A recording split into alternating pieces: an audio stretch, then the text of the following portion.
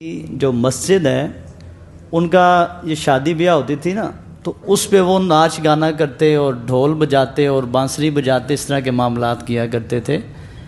لیکن مسلمانوں کی مسجد کے پاس نا پہلے سے ایک بندہ کھڑا ہوتا تھا، بڑی توجہ سے سننے والی بات ہے۔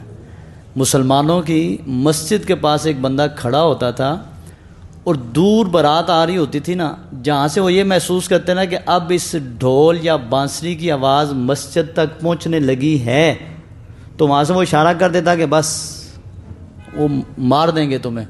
اگر مسجد میں یہ آواز پہنچ گئی تو یہاں بہت بڑا تصادم اور فساد کھڑا ہو جائے گا۔ یہ پاکستان بننے سے پہلے کی جو ہمارے استاد ہیں سندھ سے، وہ اپنے استادوں کی بات بتا رہے ہیں کہ اتنا رعب مسلمانوں کا تھا، اور غیر مسلم جو ہیں وہ اتنا خیال رکھتے تھے کہ یہ ان کی عبادت گاہ ہے اور یہاں پہ اس طرح کی آواز نہیں ہونی چاہیے۔ تو دیکھیں اگلوں نے کیا کام کیا ہمارے ساتھ، کہ مجھے نہیں یاد پتا کوئی ایسی نماز ہو جس میں کسی کا موبائل نہ بجتا ہو۔ کہاں وہ وقت اور کہاں یہ وقت کہ مسجد کے اندر وہ پورا جناب وہ معاملہ چل رہا ہے۔ دوسری بات یہ ہے کہ عموماً اس پہ ہم بعض اوقات بولتے بھی نہیں ہیں۔ کیوں نہیں بولتے؟ کیونکہ یہ گندگی اتنی پھیل گئی ہے کہ ایک حصہ بن گیا، جیسے کہنا نہیں چاہیے، سمجھانے کی بات ہے، اتنی یہ پھیل چکا ہے، پھیلاؤ ہو چکا ہے کہ حصہ بن چکا ہے۔ ایک تو اس بات سے ڈریں، موبائل رکھتے ہیں تو موبائل کے مسائل کا پتہ ہونا چاہیے۔ میں نے کل بھی گزارش کی تھی کہ نماز کے اندر آپ اسے بند کر دیا کریں، نماز کے اندر اس کو آف کر دیں۔ ہاں نماز ہو جائے گی، جی ہو جائے گی، لیکن میں یہ ساتھ وضاحت کرتا ہوں، میری عادت ہے کہ نماز کے اجر و ثواب میں کمی ضرور آئے گی، آپ کی توجہ جو ہے وہ ٹوٹ گئی ہے۔ اور اس سے یہ بھی خیال رکھ لیں کہ یہ موبائل ہے، اس کے جہاں یہ گند ہے وہاں اور بہت ساری بھی گندگی موجود ہے۔ وہ گندگی یہ ہے کہ ہمارا یہ حال ہے کہ ہمارے وقت میں جب یعنی ابتدا تھی، ہم جب سیانے وہ سب موبائل ہوتا ہی نہیں تھا، ایک P T C L phone ہوتا تھا کسی کسی کے گھر میں، یہ تو میں اپنی بات کر رہا ہوں۔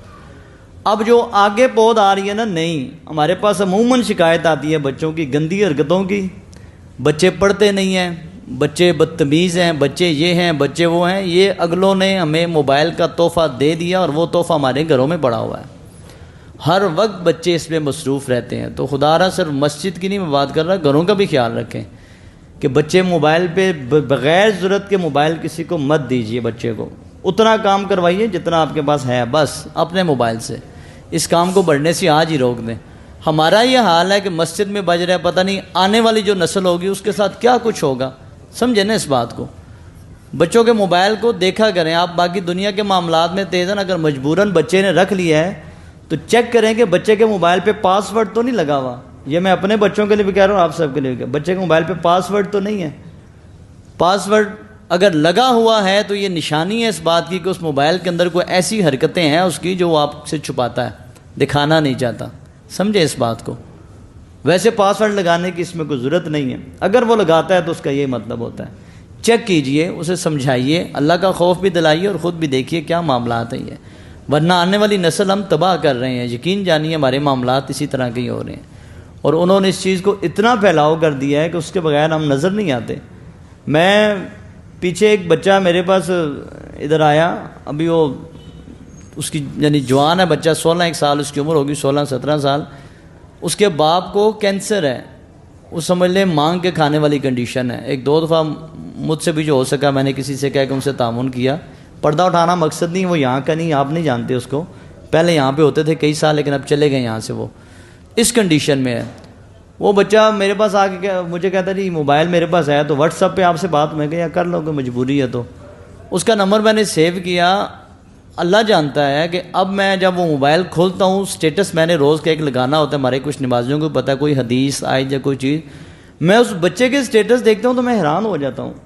وہ مزدوری کرتا ہے ریڈی پہ وہ مزدوری کرتا ہے، اور جو اس کے سٹیٹس ہوتے ہیں، جو شاعری ہوتی ہے، جو اس پہ گانے لگے ہوتے ہیں اور جو تصویریں لگی ہوتی ہیں، اللہ پاک رحم فرمائے، میں دیکھتا ہوں کہ ان کے گھر کے حالات کیا چل رہے ہیں اور بچہ وہ کس نگر پہ جا رہا ہے، کس ڈگر پہ چل رہا ہے۔ یہ میں اپنے بچوں کے لیے بھی اور آپ سب کے لیے کہہ رہا ہوں، یہ آنے والی نسل کے ساتھ پتہ نہیں ہم لوگ کیا کر رہے ہیں۔ میرے گھر اس دن مہمان آئے ہیں، بعض باتیں گھر کی کرنی پڑتی ہیں، میرے قریبی رشتہ دار ہیں، ان کے 2 بچے ہیں، وہ گھر آئے ہیں تو وہ منہ ٹیڑھے سیدھے کریں، انہوں نے لیٹ جانا تھا لیکن جلدی فون کر کے گاڑی منگوا لی۔ میں نے پوچھا بیگم سے، میں نے کہا خیر ہو؟ کہتی ہے وہ کہہ رہے تھے کہ بچے تنگ ہو گئے ہیں جی بیٹھ کے. میں نے کہا کیوں؟ کہتے ہیں آپ کے گھر میں وہ انٹرنیٹ نہیں ہے نا, دونوں بچوں کے پاس ٹچ والا موبائل ہے, تو کہتے ہیں جی پاس ورڈ ہے وائی فائی کا. ہم نے کہا جی وہاں موبائل نیٹ ہے ہی نہیں گھر میں. کہتے ہیں جی ماں کہتے اٹھو جائیں. وہ بیچاری تنگ ہو کے ٹائم سے پہلے نکل گئی ہے. 2 بچے, دونوں کے پاس اچھے والے مہنگے موبائل. میں نے ویسے دل میں کہا اللہ کا شکر ہے الحمدللہ کسی حد تک ہم اس چیز سے محفوظ ہیں. بالکل نہیں, کسی حد تک کہ بچوں کو ابھی یہ لت نہیں پڑی اللہ کے فضل سے. اور جو باہر کے لوگ ہیں, آخری بات ہے, بات درس کوئی اور دینا تھا, بات میں کوئی اور کر رہا ہوں. جو باہر کے لوگ ہیں وہ روتے ہیں اس بات کو, پاکستان سے باہر کے مسلمان بھی وہ روتے ہیں اس بات کو. کسی حد تک یہ گند ہمارے پاکستان میں آ چکا ہے. وہ کہتے ہیں بچے بیٹھتے ہی نہیں ہمارے پاس, بچے گفتگو ہی نہیں کرتے ہمارے ساتھ.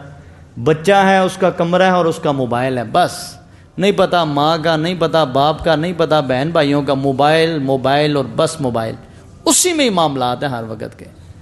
اور وہ کہتے ہیں کہ ہم بچے کو دیکھنے کے لیے ترس جاتے ہیں, پات بٹھانے کو ترس جاتے ہیں. کسی کی نظر کمزور, کسی کے صحت کے والے سے کیا بیماریاں.